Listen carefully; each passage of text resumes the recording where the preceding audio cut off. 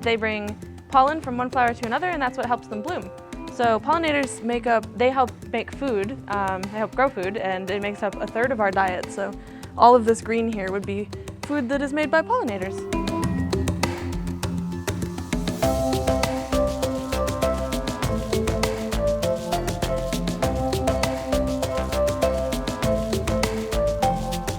Raise your hand if you know a nice person or you are a nice person. Now that we can understand your problems, we can change our ways in a hurry. Thank you, Mason boy, and goodbye. Our time together was a joy. I look forward to seeing you later. Yes, see you later, pollinator. After a while, compost pile. Compost pile? What?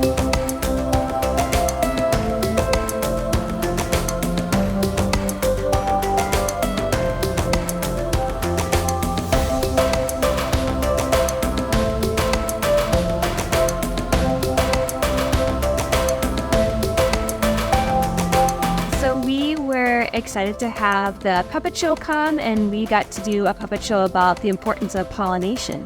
They were definitely really paying attention, and they interacted when questions were asked. I had a little girl come up to me later and she said, "My teacher never taught me any of that." So I think she was excited to be learning something new. Afterwards, they were having a blast making the sock puppets.